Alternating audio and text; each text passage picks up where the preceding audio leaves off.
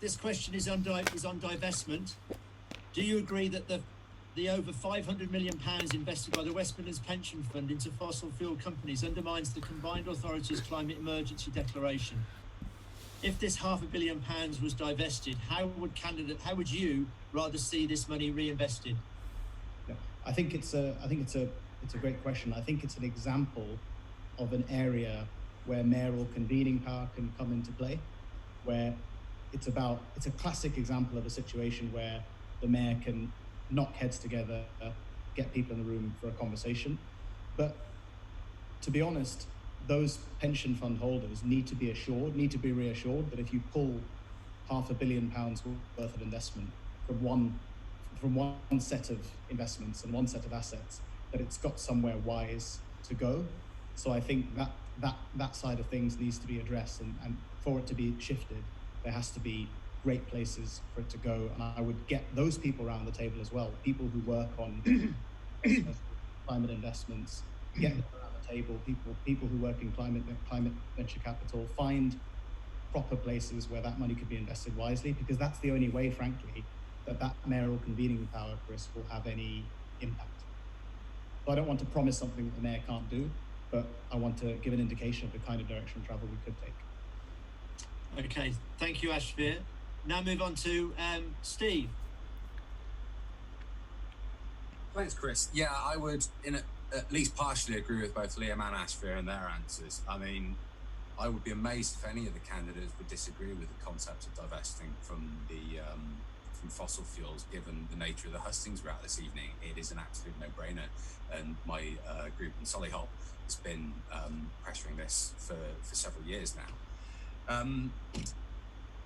But I think Ashvir is absolutely right in two regards. One, we have to remember that these are people's pensions, and whilst it's a lot of money and we could do a lot of good with it, at the same time we do have to be cognizant of the fact that this is money and returns that people are relying on to see them through their golden years. So we do have to be prudent. One thing that I think is really important to note is, so I have investments and I have a financial advisor, and when I made my investments, I told that financial advisor, I don't want any fossil fuels as part of my portfolio, and I want as many ethical investments as I can. But that's a conversation that I have with my financial advisor. He doesn't just go away and do it for me. So I think having a participatory investment planning strategy for that money is absolutely the right thing to do. So those people who are reliant on the return should have a say on where it goes. Having said that, if it was up to me, one of the things that I would really love to use that money on is social and genuinely affordable housing throughout the Combined Authority, because we're in the middle of a housing crisis, and £500 million would be a fantastic injection of funds to do something serious about that. I think we're going to come on to a little bit later, development strategies and what the best way to do that is. But local authorities have got to start taking more of a lead in how we address the housing crisis, because what we're doing at the moment is not working. So personally, I'd like to see some of the money go in that direction if it happens. Thank you very much. And we'll now move on to Tim. Well, I'm one of Steve's people in my golden years, so I rely on the West Midlands Pension Fund. But I have signed the petition that we should divest from it, but we still haven't reached 1,000 signatures yet, and I would urge you, please, all of you, to sign it if you possibly can. I also invest ethically, and I'm a strong supporter of a family of cooperative organisations called Energy for All, and they invest in renewables, particularly hydro, wind and solar. And it's essential that we invest in solar panels and in wind turbines in order to get out of fossil fuels as fast as we possibly can. Okay, thank you very much, Tim. And we're now going to move on to Jenny. Thanks, Chris. I think I'm going to agree with everybody who's gone before me pretty much. So, I mean, yes, absolutely. divestment should go ahead. I do think it's outrageous at the moment when we've got, you know, a climate emergency, that we've got 500 million sitting in fossil fuels, and that's, you know, only going to drive the problem further. So I think that's really important.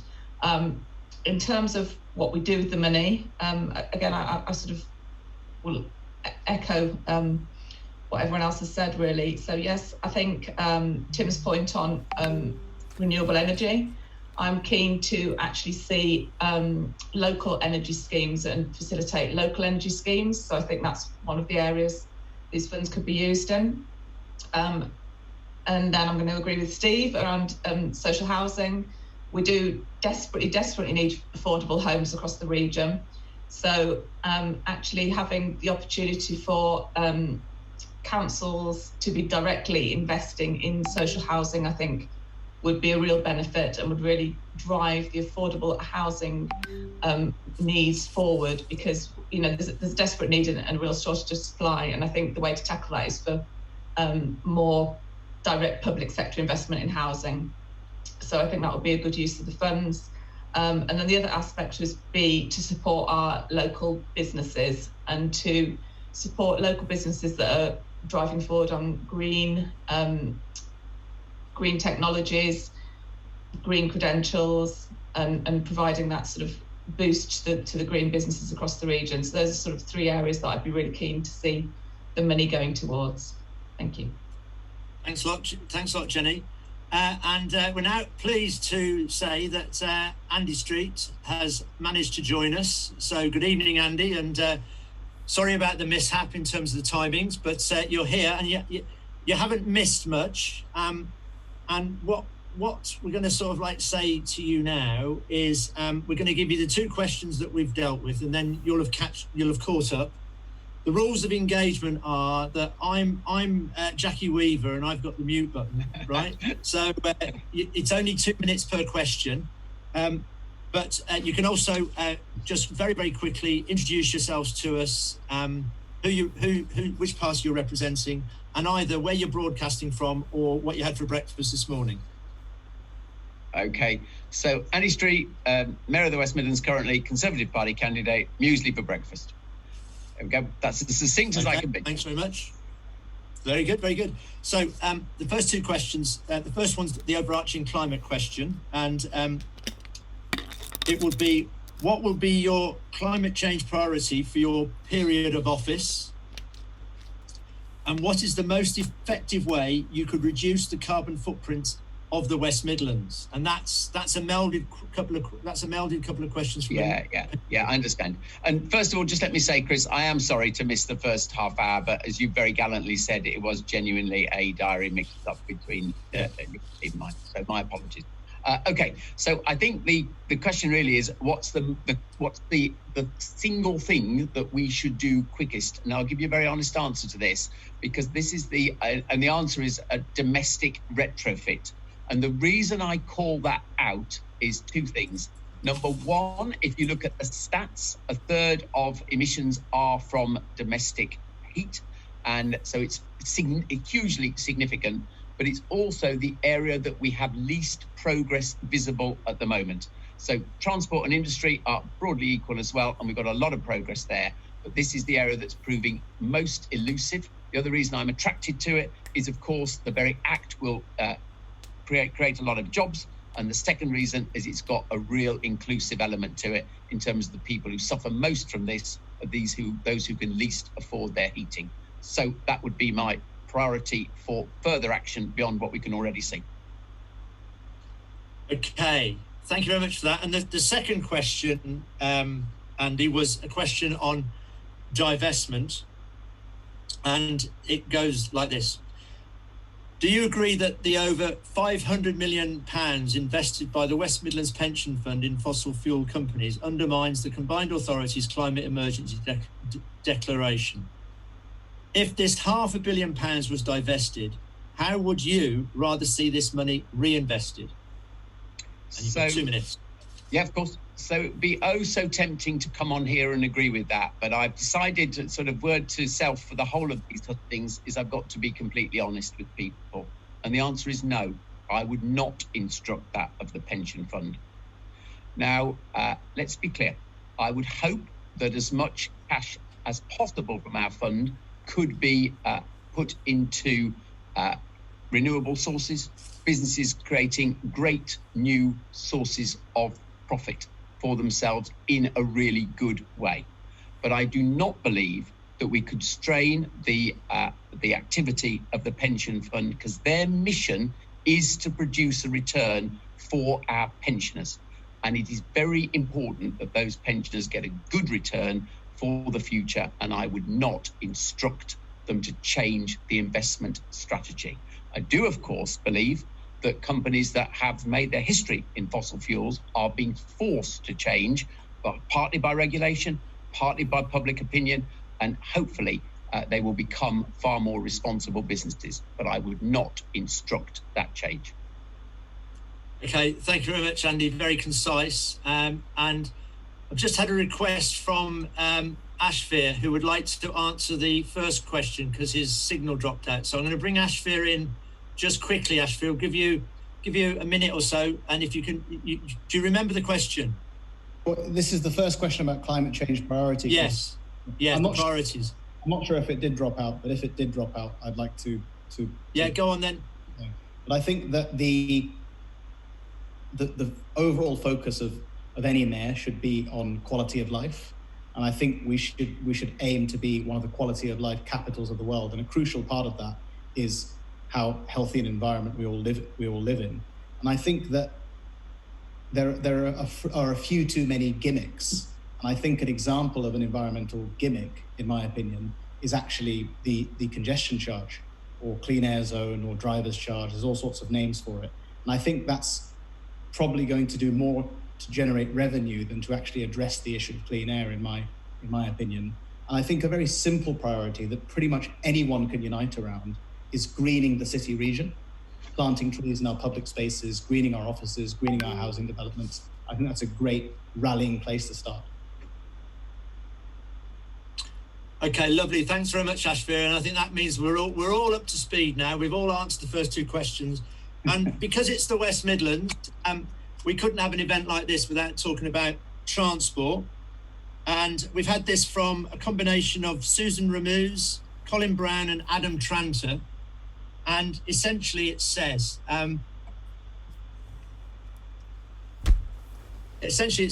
decarbonisation of transport is a key goal of transport strategy.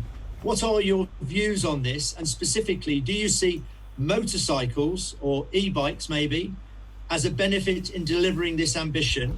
And do you support the government's target, come from the Secretary of State and the Prime Minister, of 50% of all journeys in urban areas should be walked or cycled by 2030? And I'm going to go for that one straight to Steve, please.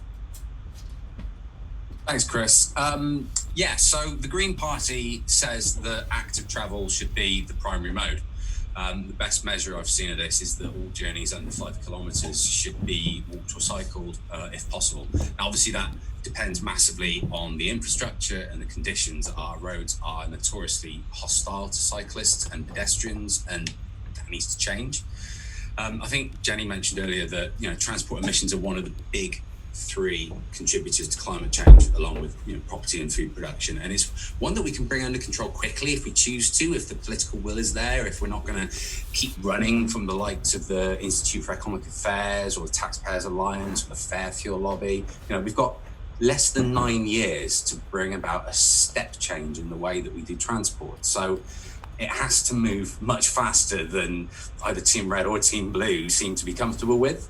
To address the point about motorcycles, obviously they contribute less to congestion than other vehicles, including electric vehicles, and they take up less road space when they're parked. But the question still has to be one about emissions profiles. And I think, Chris, what you're saying about e-bikes in particular could be the way forward with those. Finally, I don't think 50% goes far enough. I think it should be as many as possible by 2030. Why not 60% or 80% or even more? Like I said, it's a question of political will, and I'm not sure the other parties have got that. Thank you very much. Over to Jenny. But one of the fundamental problems we've got here is that our transport systems across the region at the moment are inadequate, and cars are therefore seen as a necessity for so many journeys. We've got to have a real sort of green revolution in terms of transport and be really radical and have a step change in infrastructure spend across the West Midlands. If we're using cars to the extent where they're needed, then yes, they have to be electric vehicles, and we can improve the accessibility of charging points and make those readily available, including in leisure centres, shopping centres, and also on-street points for residential areas. But the problem with electric cars is, of course, they don't eliminate the dangers from the particulates from tyres and brakes and so on, which also causes pollution. And they're not going to address the problem of congestion. In fact, the chances are congestion is going to be worse because everyone will feel they're fine driving around. So we've really got to have a transport strategy that moves people away from cars for the vast majority of our journeys. And that's got to be a combination of good public transport that's reliable, that's affordable, and in itself is low emissions. So we need to be looking at electric and hydrogen options. On motorcycles, clearly get the actual, the size of the vehicles means that they're less costly to produce. But we've got to be looking at electric motorcycles if we're looking at that, and those are then a sort of practical option for those journeys where it's too far to walk or cycle on conventional bikes. But really, the priority has to be on active travel, and I completely support at least 50%. I think that's the minimum, really.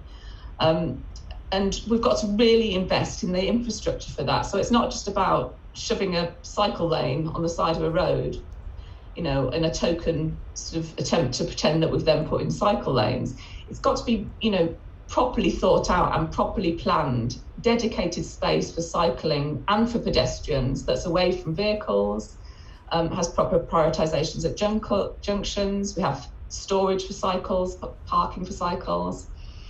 And what I really want to see is to really reduce the need for cars by looking at where we put our new developments in and looking at the 15-minute neighbourhood model where everybody can walk or cycle. The 15-minute neighbourhood model is an interesting one. It's got to be practical for people to be able to take alternative forms of transport. We should talk to Sustrans, the Sustainable Transport Organisation, and others to figure out how to actually get it done. And the final point I'd make is that post-COVID, with more remote working, I think that could also see an easing of pressure on transport and fewer people needing to commute to work, which is probably a good thing, not just for transport, but possibly also for their mental well-being, not being stuck in traffic for an hour or plus every day. Thanks very much, Ashfir. And over to Liam. You're on mute, Liam. That's happened. Reverse. So I think we have got to bring a sense of urgency to this. So every hour we release greenhouse gas pollution the size of 9 double-decker buses. So we'll have, by the time we finish tonight, that's about 20 more double-decker buses worth of greenhouse gas pollution into the atmosphere, not counting the hot air that's emerged from tonight. So I think there are 5 or 6 things we need to do because, look, we've got, I think it's about 1.4 million cars in the West Midlands. About 67% of journeys at the moment are by car, and that is in large part because our public transport system is really not very good. Now that's partly because we're not building new public transport quick enough. So, I tease Andy that in his annual report, we declared the big signature transport achievement last year was 1.5 miles of tram track. There are literally snails that go 5 times further in the course of a year. I know he'll come back at me quite rightly about that. But look, there is also a really significant black hole in the transport budget for the region. And we've got to look at whether we can actually deploy very light rail made in Coventry at a much more radical pace to fill the gap.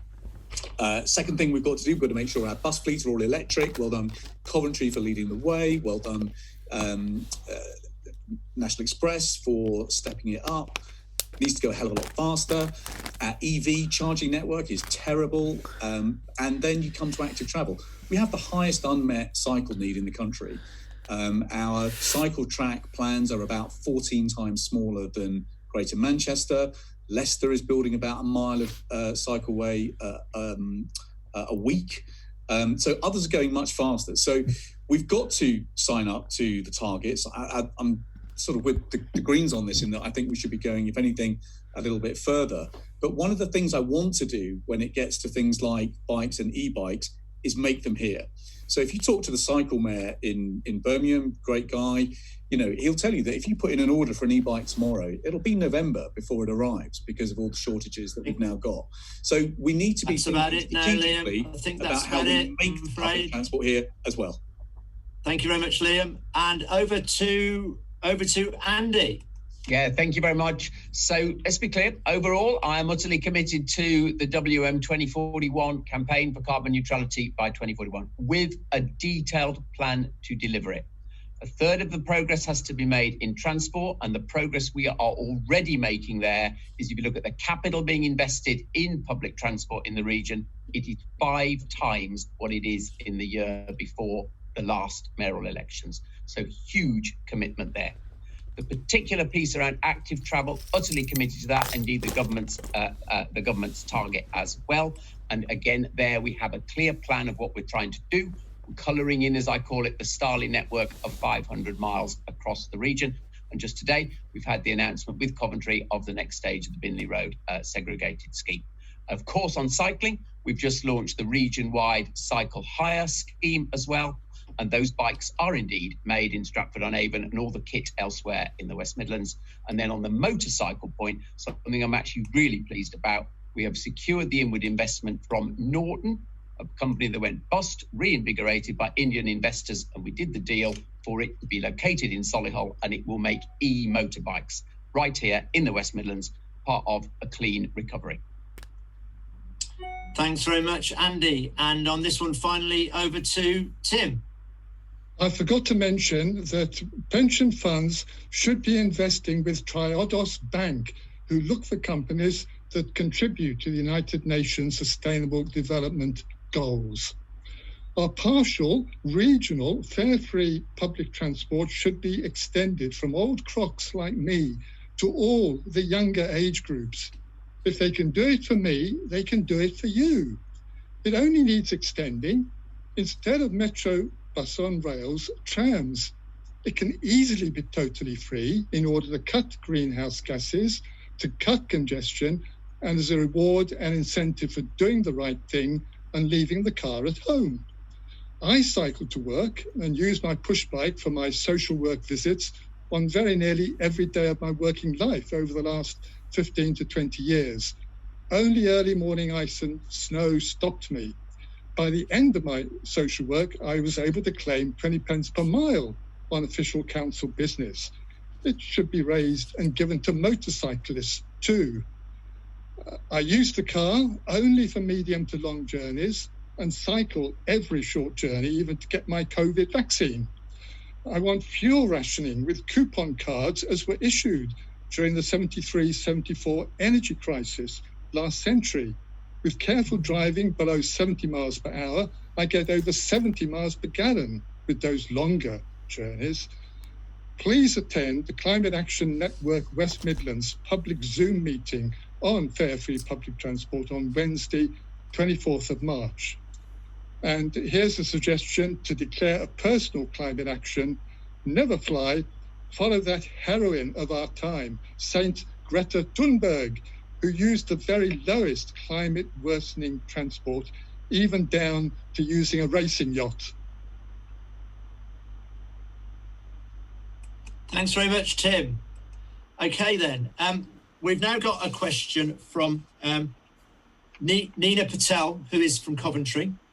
And she asks, with the government slashing £2 billion from the Green Homes grant, what are your plans to help fund the retrofitting of the poorest and the hardest to heat homes in our community? And first off here is Ashvir, please.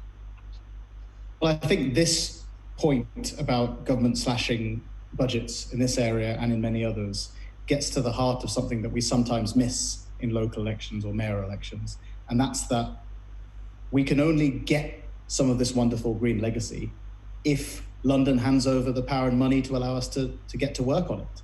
And I think we have to remember that fundamentally the UK is run from London. They make the big decisions, they control the purse strings, and something has to be done, something different has to be done to shake London out of the way things have always been. I mean, everyone outside London, Chris, is effectively stood with a begging bowl in a sense, saying, please, London, can we have some more? And that's no way to run a country. And it's not how other countries work. Other countries are much more balanced. Right around the world, lots of examples of that. And the mayor is a uniquely, directly elected local leader with a unique democratic mandate and should essentially, in my view, operate a West Midlands cabinet. Lord Heseltine once allegedly said that leaders in London don't trust local leaders to run a bath. And I don't know if that's true or not, if he really said it. But if he did say it, Labour-run Birmingham City Council not keeping a CEO in place for more than a few hours at a time or a few weeks at a time is certainly not going to help us. I think the unity that Greater Manchester have shown, that the Northern Powerhouse have shown, I think that is the way to go. And to use another example along the Heseltine line, George Osborne, when he was Chancellor, is again alleged to have said that the way Metro mayors will work is if they scare Whitehall a little bit. So I think we do need some confrontation. And I think some smart confrontation will actually win us more power. And perhaps, to finish, Chris, perhaps an independent mayor could be a great bridge to develop that unity across the West Midlands, to present a united front when getting London to hand over power and money that is sorely needed in our region. Thanks very much, Ashfir.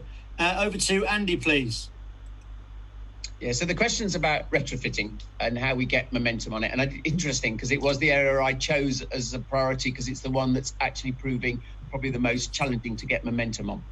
And we do have to persuade central government that it's the right thing to do. That's absolutely right, because I'm a huge believer that there is actually a very strong economic case here in its own right, and there's also a social case.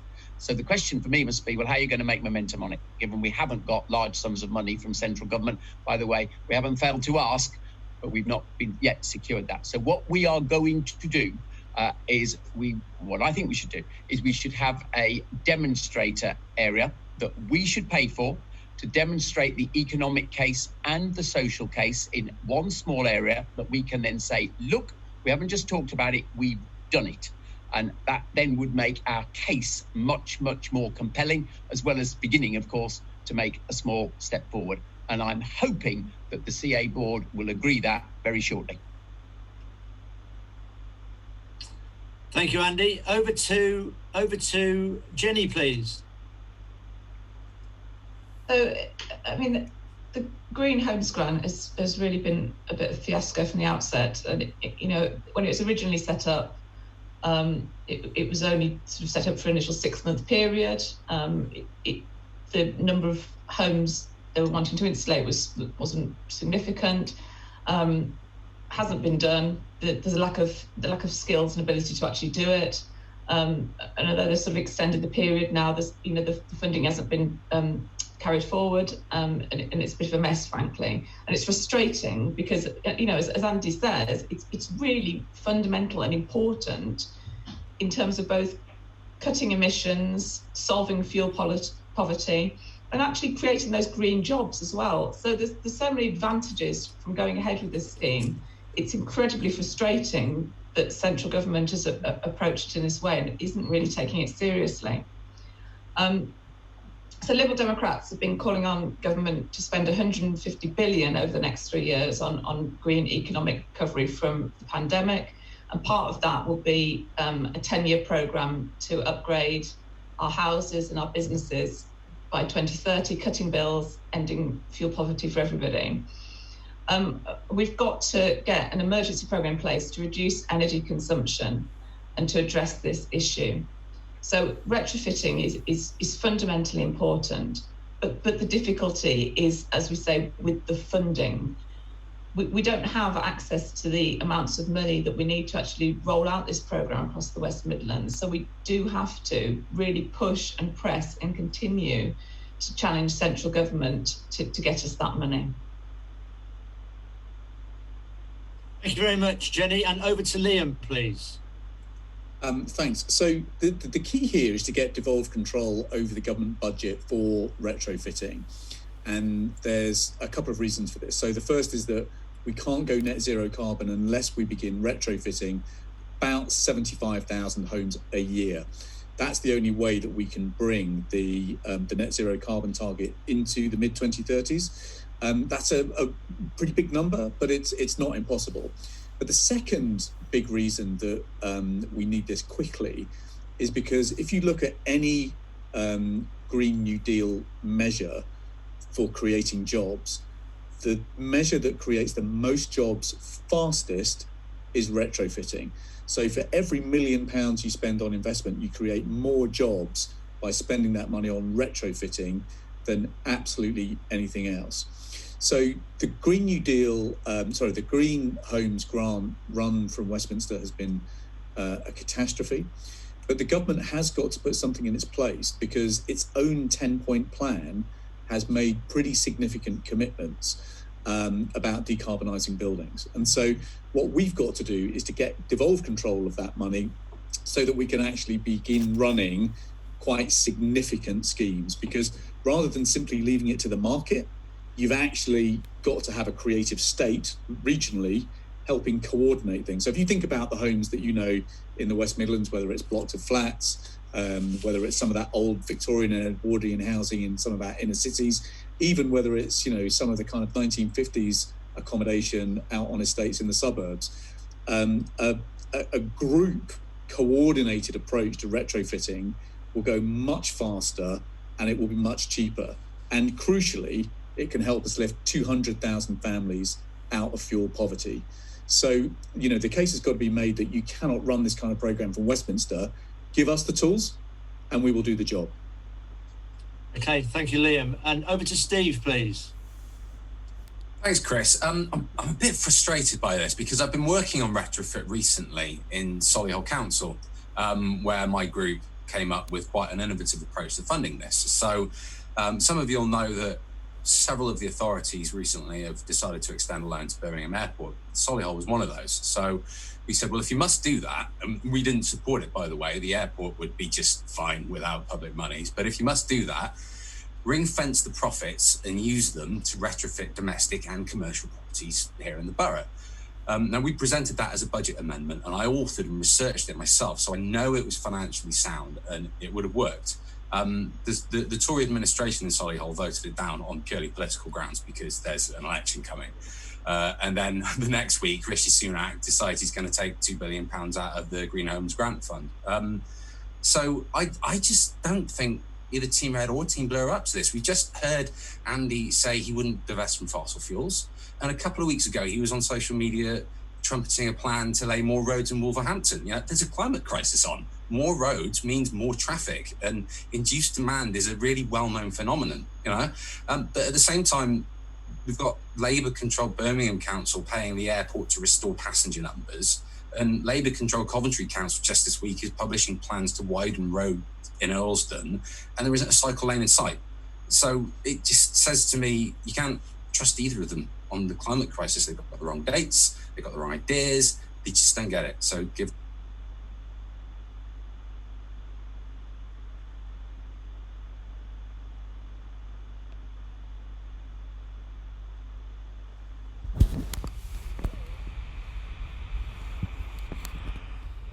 To respond to the climate emergency and at the same time build that much fairer, ecological and community-rich society of low greenhouse gas emissions.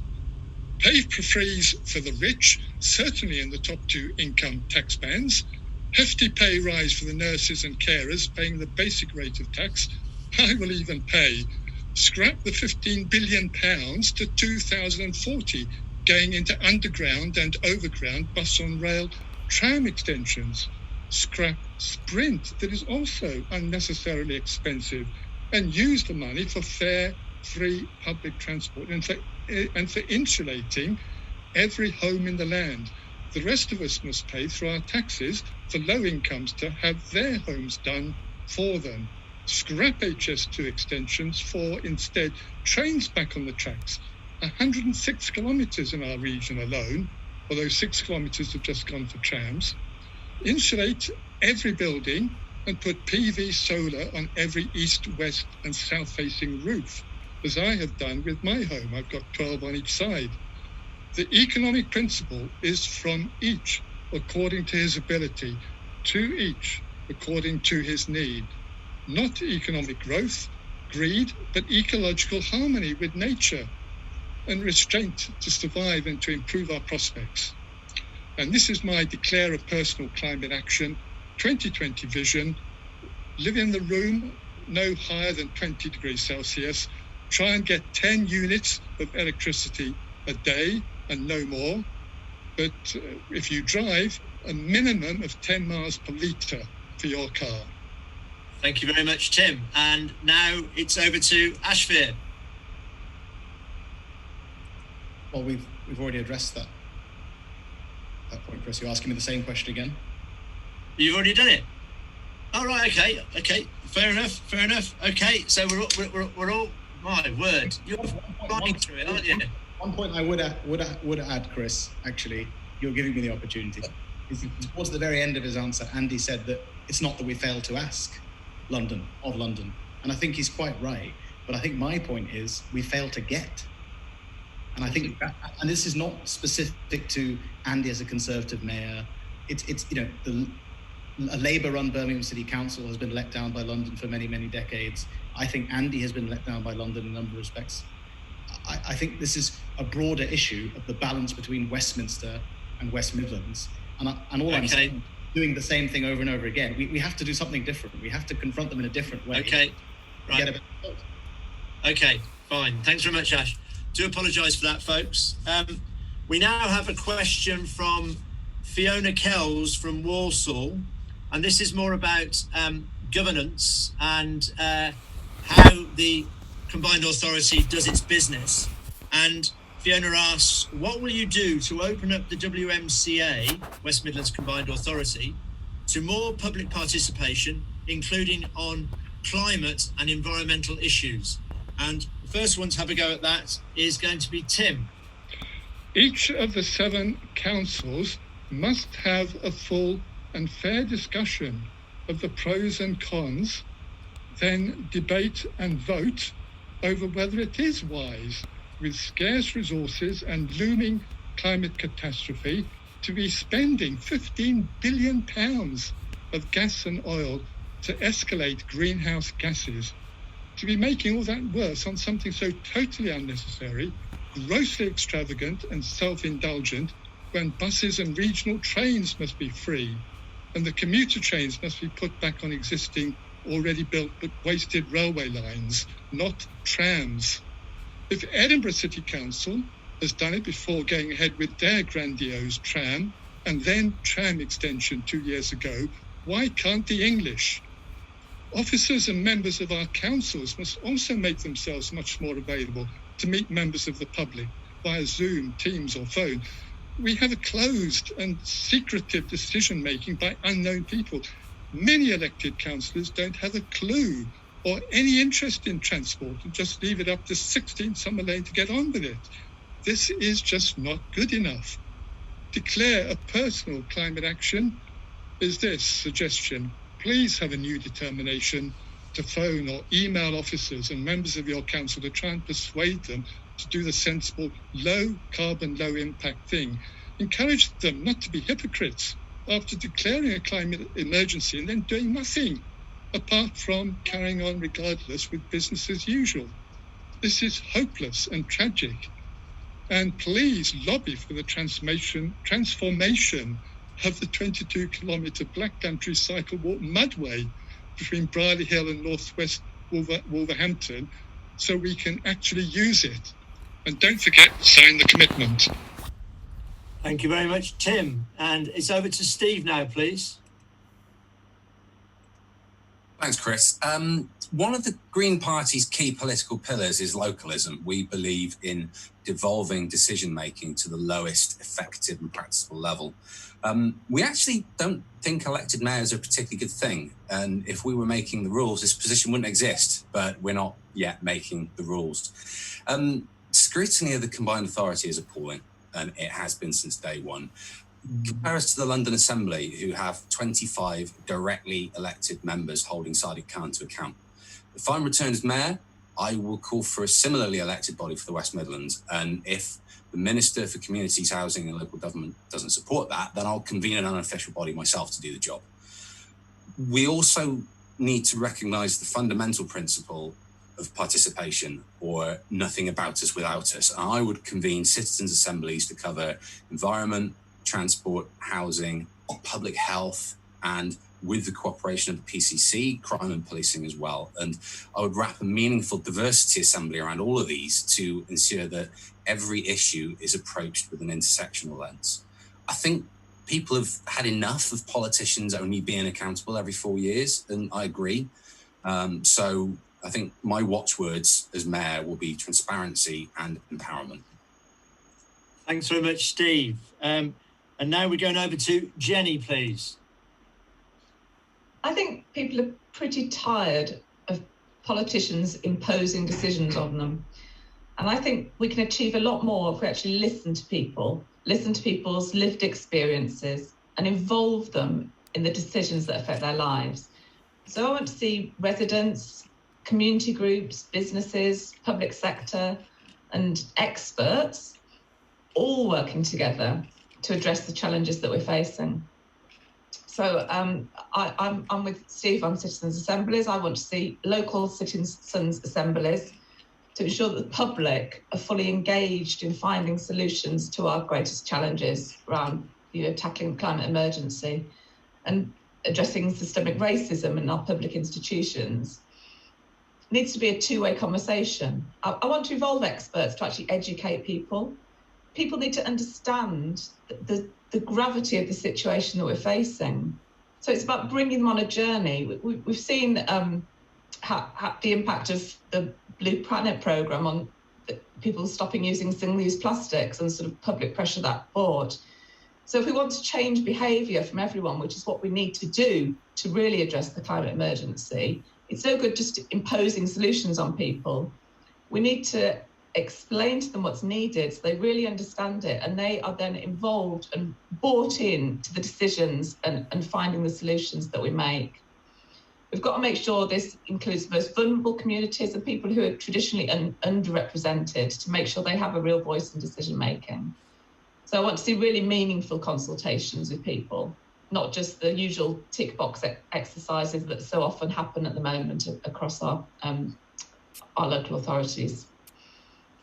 Thanks very much, Jenny. Over to Liam.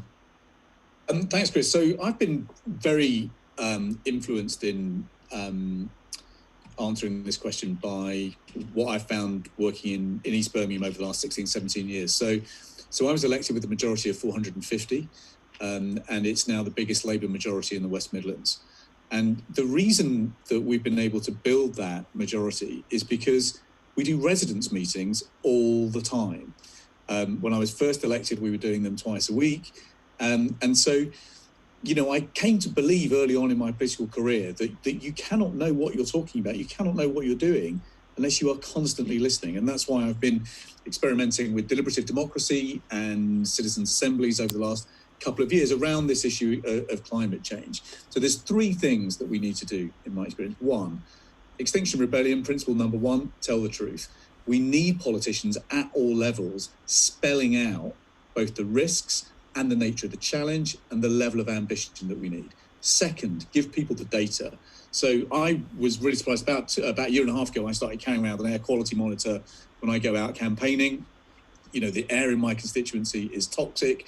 If we actually made air quality monitors pervasive, school playgrounds, for example, you would begin to see the behaviour change, because people, once they realised the extent to which they're poisoning their children in the playground, would actually begin changing their behaviour quite quickly. Third, we need to learn a lesson from a lot of European cities like Madrid, Barcelona, Zaragoza, and actually start using deliberative democracy techniques, both physical and online, in a much more pervasive way. So the way that the Spanish or the Germans or the Greeks use this kind of technology for deliberative planning or participatory budgeting is something we ought to be learning from. It's not difficult, but actually the UK is a long way behind. And I would like the West Midlands to be an absolute pioneer and a leader of this. But ultimately, that is going to take a mayor, who is down at street level and is pretty comfortable organising resident meetings, making cups of tea with people, and just listening to what people have got to say. Ultimately, there's nothing we can't achieve in the West Midlands with our common sense and practical wisdom. We just need to bring it together behind some ambitious... Thank you, Liam. Thank you. Over to Ashvir, please. Well, I think we need to understand, just from a public participation perspective, just how dire the picture is right now.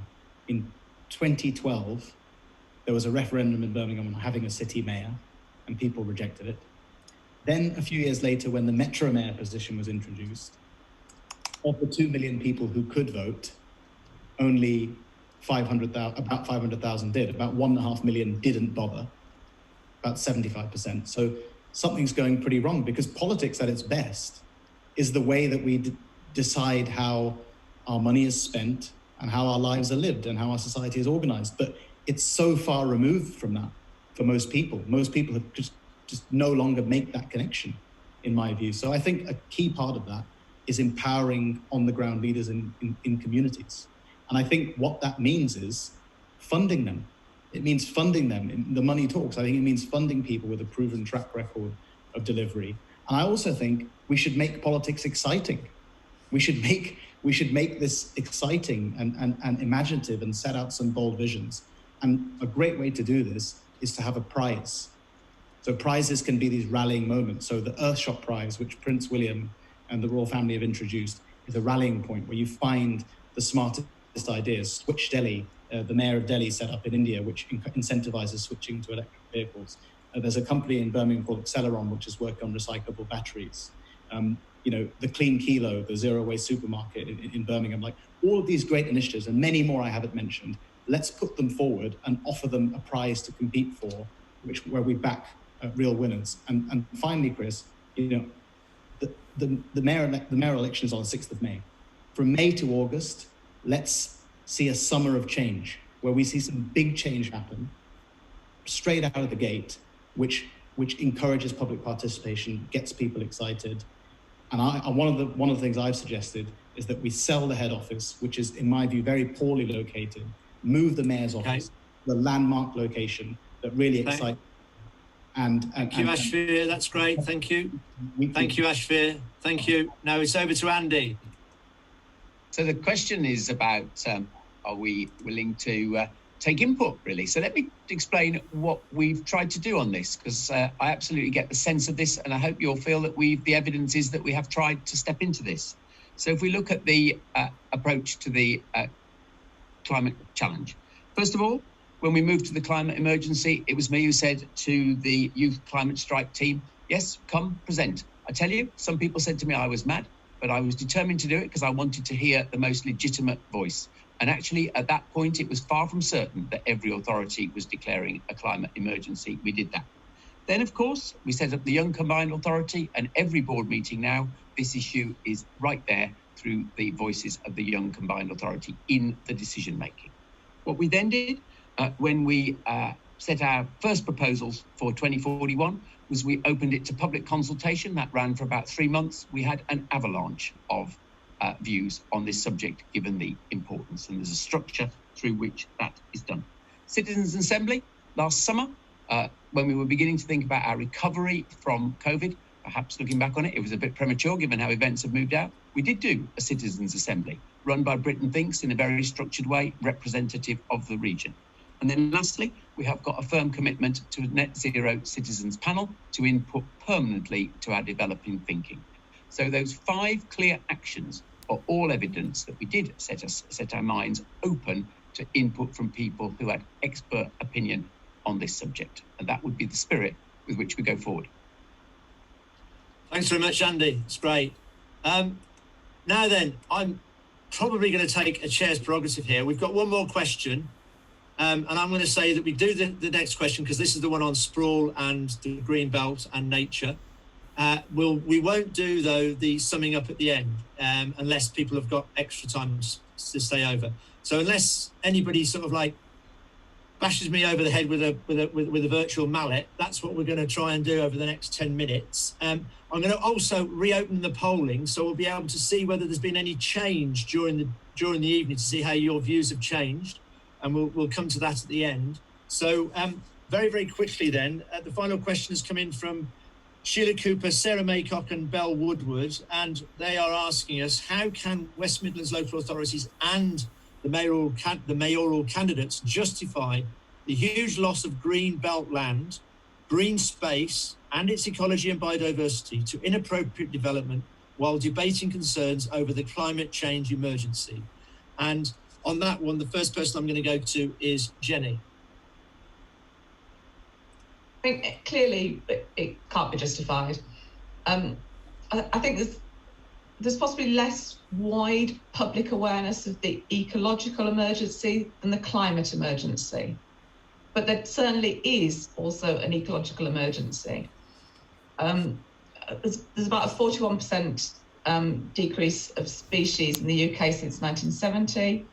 13% of all wildlife species in England are currently threatened with extinction, and that there's 133 species already extinct. So it's an emergency. We do need, as we've talked about, a significant house building programme, because we have a desperate shortage of affordable housing. But that focus needs to be on brownfield development. So housing prioritised on brownfield sites, reduce urban sprawl, reduce car dependency, and that needs to be our focus on our urban regeneration. I'm keen that we really focus on, those brownfield sites. I think occasionally there will be justification for greenbelt development, but we've got to really understand what we're doing. We need to do proper assessments to understand the impact, to understand the ecological value of the land that we're looking at. And if such developments deemed necessary, then I'd also want to see, in parallel to that, investment into other green spaces to improve biodiversity in other areas. We also need to look at including space for nature and including tree cover in all new developments, so that when we're doing builds and developments, we're actually building nature into those developments and giving, homes for people and also homes for wildlife. Thank you very much, Jenny. Over to Ash, please. Well, I think whether it's loss of greenbelt or any other issue, it stems from a lack of power and funding. So we talk about consultation, we can talk about input, but really can't emphasize enough that it comes down to where the power and money sits, and we need to change those flows. Specifically on the point about green space, I don't think any candidate is trying to justify losses in greenbelt land and green space.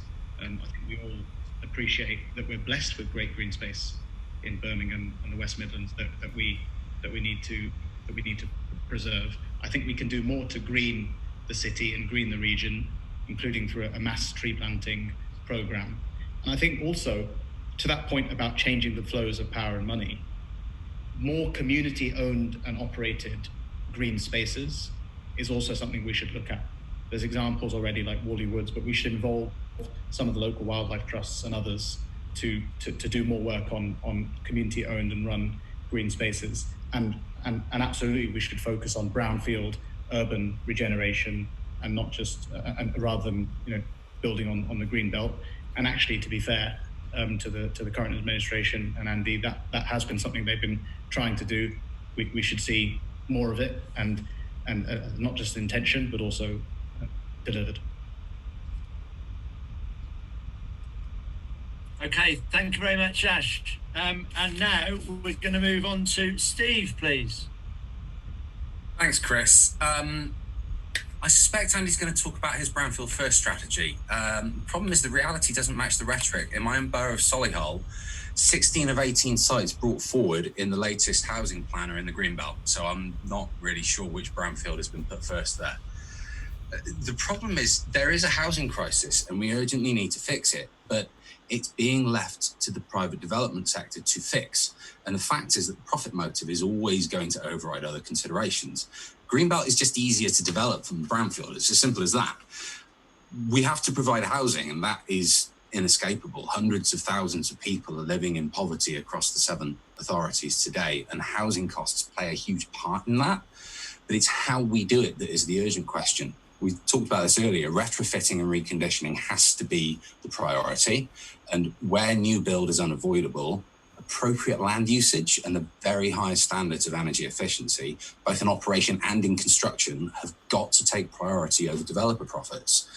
For me, that means local authorities have to start stepping in and taking an active role, whether that's becoming major house builders again, or by supporting cooperative land trusts and development projects to provide an alternative to the Bovis box approach. Appropriate development is the key. And as mayor, I would be very clear about my support for local authorities that buy into my vision for the housing crisis and the poverty scandal that it helps to drive. Thank you very much, Steve. And after Stephen, we have Tim, please. I never wanted grandchildren because I'm so concerned about the future and the housing crisis. But 2 little girls came last November anyway. Please live in small homes like mine, mid-terrace, 3-storey, 3-bedroom townhouse with tiny garden and, a compost bin. I'm an enthusiastic, organic guerrilla gardener and footpath activist in our 32 square kilometre Golden Green Triangle. I'm fully supporting Andy and Professor Catherine Moore for it to become officially the first part of the West Midlands National Park. My name for it is the Clent Hills Regional Park in the triangle of major roads on the western side of the M5 between junctions 3 and 4. Don't, you mayors, do open cast mining of our countryside. No more concrete, brick and tarmac. It is needed for growing our food as locally as possible. Encourage allotments and vegetable gardens. Open spaces are only for farming and recreation, and no more buildings, please. And here's a declare a personal climate action for you. Use public transport or cycle in order to walk my 4 reopened public footpaths in our 32 square kilometre Clent Hills Regional Park. Thank you very much, Tim. Now it's over to Liam. Thanks, Chris. So, look, I think this has been a really good discussion tonight, and people have got to come away with it reflecting on what is a big choice that they've got to make in May. Who do they think is going to be a mayor that is actually going to reset the net zero carbon targets for our region?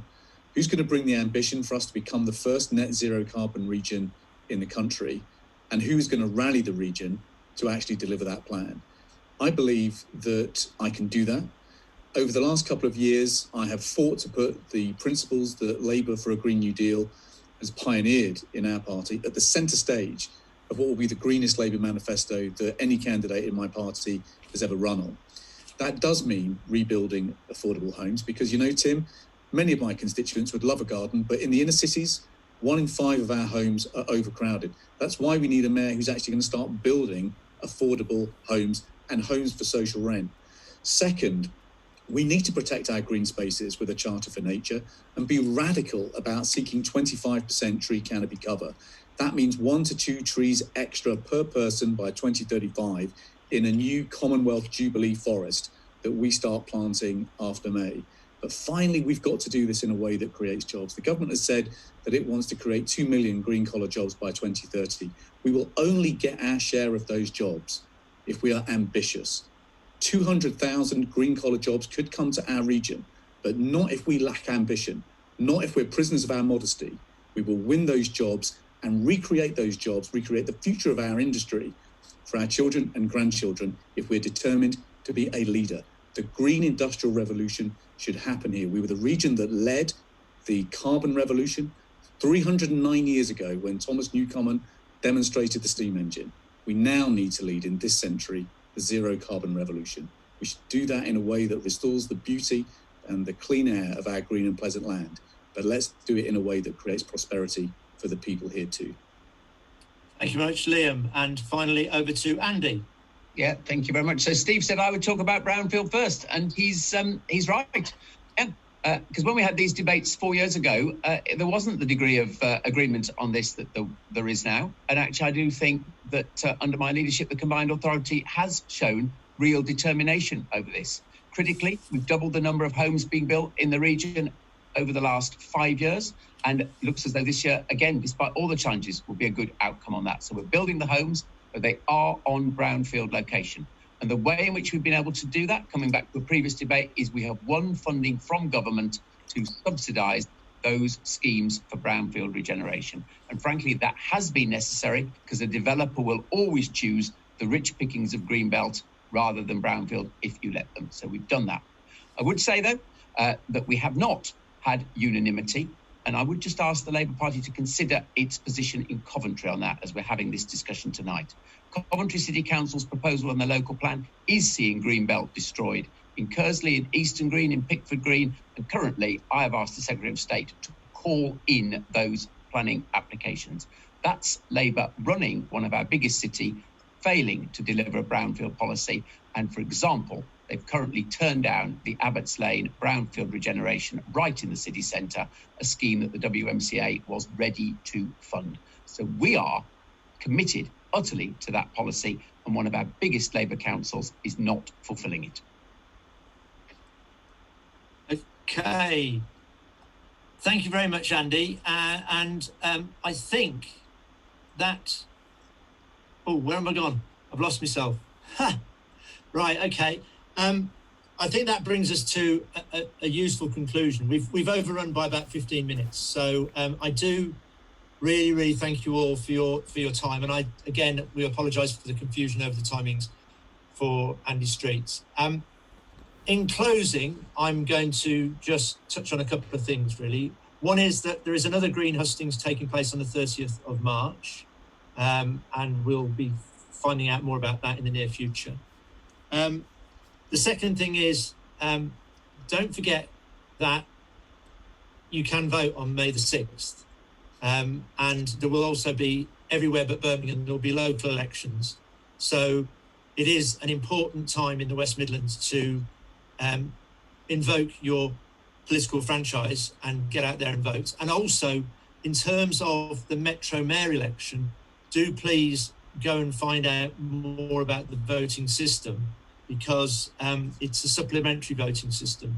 So I think before you vote, whether you're going to vote by post, and I'm sure many people this year will vote by post, but if you're going to vote physically, do make sure you understand how the voting system works before you vote.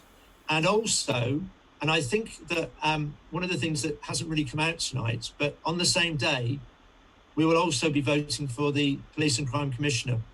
And I think it will be interesting to see how the Mayor and the Police and Crime Commissioner are able to work together over the next 4 years, especially with things such as road danger and speeding and the sort of things that are affecting why people don't walk and cycle and feel fearful of going out in the local areas. So with that, I think we're going to draw it to a